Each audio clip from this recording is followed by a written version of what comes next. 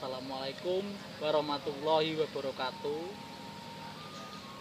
Bagi teman-teman, terutama sahabat saya Jarot, dan saya kali ini berada di salah satu sungai di tempat terdekat dari rumah saya. Dan bagi teman-teman yang nonton, ikuti saja dan simak video saya, jangan skip ya. Dan saya akan sedikit bercerita kepada teman-teman semua tentang dari awal sampai akhir budidaya. Jadi saya memilih tempat seperti ini, tempat dekat saya, tempat terdekat saya. Setiap budidaya, setiap kita mereview, membuat video, tidak harus dengan ikan. Jadi kita harus tahu, mengerti tentang semua alam sekitar kita. Itu ya teman-teman ya. Jadi saran saya untuk teman-teman semua, kita jaga, kita lestarikan alam kita.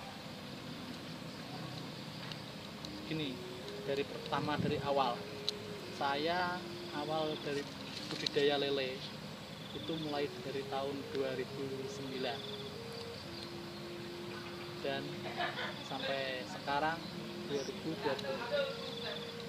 Jadi keluh kesahnya saya sudah alami, dari kerugian, dari ikan mati, ikan sakit, hingga sampai akhir ini sudah saya alami semua.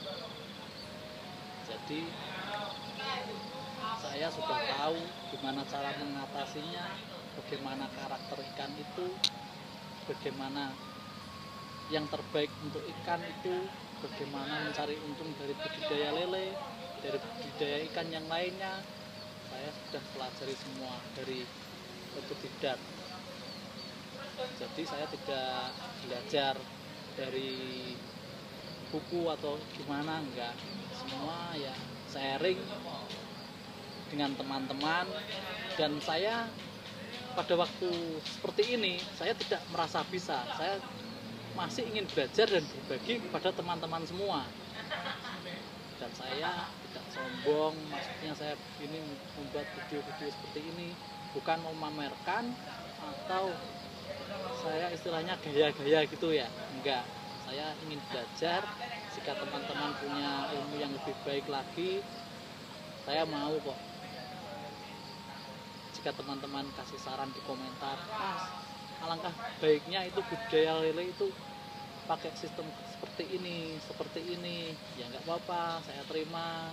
Dan jika itu memang baik, bisa dikembangkan, ayolah kita belajar, kita mencari untung, kita berbudidaya, kita berbagi, begitu ya teman-teman ya.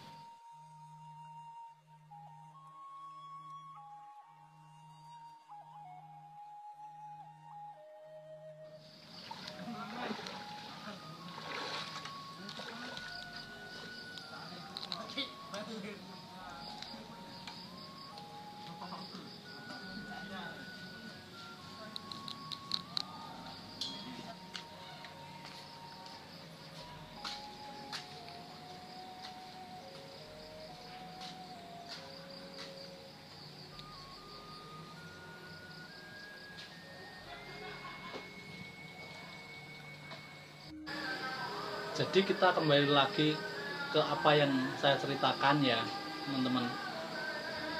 Jadi saya itu dari tahun 2009 budidaya lele itu saya mencoba berbagai sistem. Yang pertama, pakai air itu nggak boleh diganti sampai panen. Pertama itu kita harus menyiapkan air kolam sampai penuh dan dikasih kotoran kambing. Jadi kita ambil kotoran kambing itu untuk membuat kompos.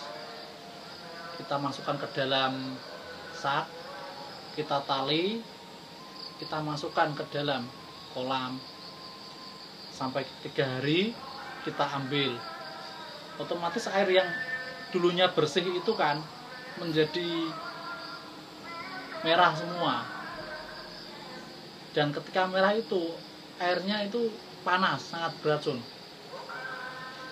Walaupun mau dikasih ikan itu pasti akan mati. Tapi setelah selang beberapa hari, sekitar 14 hari kalau nggak salah ya, itu timbul jentik-jentik, air itu berubah menjadi agak seperti bening. Jadi merah tapi agak seperti bening, seperti air di Kalimantan, air dari apa itu, dari tanah gambut, seperti itu teman-teman ya. Dikasih ikan, dan kolam itu tidak boleh dikasih sirkulasi, dan sampai panen nggak boleh diganti airnya. Akhirnya kolam itu saya kasih ikan, saya buat 2 kolam, jadi 1.500 ya, besar sih, ikan tidak disortir. Terus pada akhirnya waktu mau panen timbul masalah ya, karena airnya itu kurang sehat atau gimana. Besok dipanen ikannya banyak yang mati, terobol semua, padahal sudah besar-besar itu ya. Akhirnya rugi, ikan 3.000 nggak dapat 1 kuintal pun nggak dapat, sekitar 60 berapa gitu. Akhirnya setelah itu saya tidak putus asa, saya dikasih pelajaran sama salah satu teman saya ya, disuruh membuat RWS, yaitu Red Water System. Kita membuat dari gula merah, terus kalau nggak salah itu air kelapa, Yakult, terus dikasih air sama tetes tebu, dimasukkan ke dalam jerigen besar, itu difermentasi sampai jadinya itu sampai 14 hari kalau nggak salah ya, itu dulu waktu tahun 2010-an itu.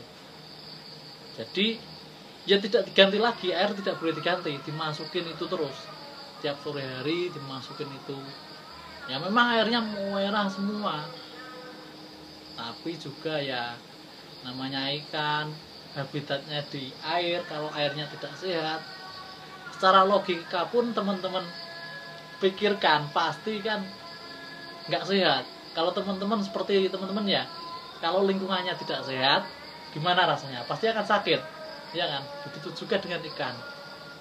Akhirnya saya berpikiran seperti itu. Habis itu pakai GWS, Green Water System, ya sama seperti itu, pakai bioflok atau apa ya. Akhirnya saya pakai cara lama, cara biasa aja, dan ketebalan padat tebarnya juga saya atur sesuai dengan standar SOP-nya. Dulu disuruh 1 meter kubik itu diisi 1.000 ikan, ada yang nyuruh begitu. Tapi secara logikanya, kalau air 1 kubik dikasih ikan 1.000, bagaimana ya teman-teman? Ikannya sudah besar, itu gimana? Pastikan airnya sedikit, ikannya banyak. Jadi perkembangan ikan juga pasti banyak yang besar kecil ya. Pada akhirnya saya kenal dengan teman-teman dari Jogja, dari Malang, dari Nganjuk, dari mana-mana, dari daerah-daerah sini, master itu ya. Caranya yang budidaya besar itu, yang kolamnya banyak itu ya pakai cara-cara biasa. Kalau tebarnya ya paling banyak 1 meter kubik itu cuma 250. Kalau untuk probiotik air ya sekedarnya ya, air harus diganti ya, nggak diganti dikurangin, karena lele itu nggak suka air yang jernih. Istilahnya air itu harus keruh tapi bersih, tidak beracun gitu, dan pakannya harus cukup. Yang pertama, kita harus pintar-pintar memilih bibitnya bibit yang sehat, yang bibitnya panjang, dan itu bibit harus yang grade yang kedua. Yang pertama itu kan sedikit ya laboran itu ya, yang kedua, yang ketiga itu yang baik. Jadi teman-teman harus bisa benar-benar memilih bibit itu baik atau enggak, sehat atau enggak. Terus cara menghitungnya kita harus tahu teman-teman ya, cara menghitungnya gimana kita harus tahu. Soalnya kalau kita beli 1000 ikannya enggak ada 1000, itu kita kan sudah kalah. Kalau 1000 harusnya kan dapatnya 1050 ekor per 1000-nya itu. Jadi masalah pakan kita harus cari pakan yang terbaik, pakannya yang dilihat kadar proteinnya berapa, yang tinggi. Jangan yang cari yang pakan murahan tapi dapatnya banyak. Kalau kekurangan protein kan perkembangan ikan juga kurang baik. Jadi kalau bibitnya sehat, pakannya baik, proteinnya tinggi. Kalau masalah pakan alternatif atau tambahan itu setelah ikan sudah umur mau dijual, nggak apa-apa, itu sebagai makanan tambahan untuk meminimalisir menekan biaya untuk budidaya gitu maksudnya ya. Kita harus pintar-pintar ya teman-teman ya. Jadi kalau pakan itu 1000 ikan 1000, kebutuhan pakannya itu 1 kuintal lebih untuk mendapatkan bobot ikan sampai 1 kuintal lebih. Dan kalau teman-teman yang menonton atau yang melihat video saya ini punya ilmu yang gimana ya, yang lebih baik lagi, ya nggak apa-apa, kita saling belajar. Nggak gini mas, baiknya pakai ini, ya nggak apa-apa, kita coba aja pakai 1 kolam, gimana hasilnya. Kalau emang lebih baik kita kembangkan, kita buat video ini sambil sharing, belajar, saling belajar. Saya tidak merasa paling pintar atau gimana ya, enggak. Namanya kita belajar, berbagi. Teman-teman punya ilmu yang lebih baik, saya masukkan, gimana saya coba, ya nggak apa-apa, kita belajar bersama. Teman-teman kalau memang punya saran ya tinggalkan komentar. Nah, cukup sekian video dari saya, dan teman-teman bisa menanyakan tentang budidaya di kolom deskripsi saya, di kolom komentar, maaf, kolom deskripsi. Dan saya Jarod, wassalamualaikum warahmatullahi wabarakatuh.